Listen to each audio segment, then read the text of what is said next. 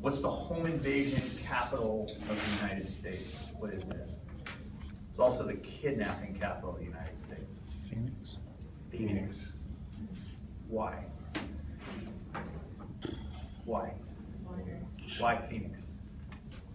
Immigration status, and then afraid to go to the police. Partly, okay? Drugs. Oh. It's dope. It's just dope, okay? So this is not a kidnapping class, but let's address the kidnapping thing here. So it's dope. What happens? Smuggler, cartel affiliate, bad person, whatever, does what?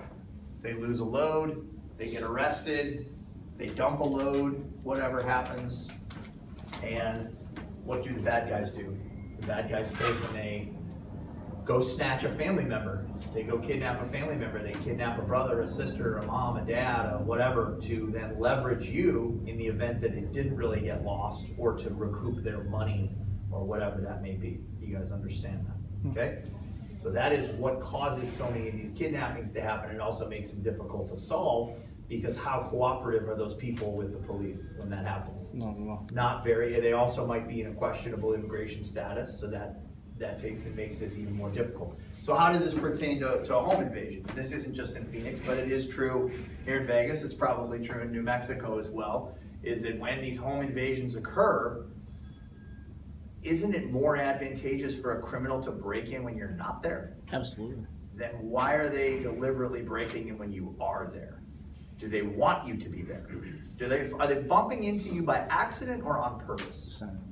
And sometimes it could be by accident that they bump into you, they break into a house that they think is not occupied, but other times they want to have that interaction to grab people, etc. If they think there's a safe in the house or something along those lines, I might need Mark to open that safe for me, right? Could that be a factor? Yeah.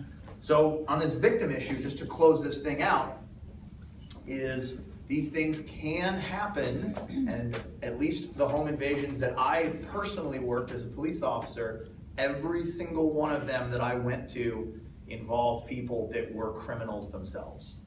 Every one of them. You'd go in and it was, oh, what happened? Okay, all right, now I get it. This is bad guy A breaking into and home invading on bad guy B because he owes him money, or he owes him dope, or he thinks he can rob him for whatever purposes. How does that benefit us? Everybody here's a good guy, right? Okay, so that's a good thing. That means we're less likely to incur the home invasion. Have we ever seen these happen by purely mistaken identity? So it's the bad guys are trying to break into 1, 2, 3, 4 Main Street, but they get the address wrong and they break into the wrong house. Can that happen? Oh, yeah. Yes, absolutely. That can occur. That can occur as well. So just be aware of that. The victim's relation to the criminals. Do we ever see that happen? Does that ever happen where it could be even a domestic situation, right? Where it's former boyfriend, former girlfriend, and that sort of stuff happens where folks will break in. That can even happen where there's a gray area as far as law enforcement goes. Can you break into your own home? The answer is no. The answer is absolutely no. So I'll give you guys an example of what I mean. Boyfriend, girlfriend have a fight. Boyfriend, girlfriend break up. They cohabitate. Boyfriend says, okay, cool, I'm leaving. And he leaves. And he says, I'll be back tomorrow to get my things. He comes back tomorrow, she's changed the locks, right? And he takes large foot and he boots the door open. Is there a crime? No. You can't break into your own house. That's like locking your keys in your own car and you smash out your own window and you break in. But could girlfriend pick up the phone and call police and say, oh my God, there's a home invasion going on? Or do you think that could even be a scenario where people could accidentally hurt one another?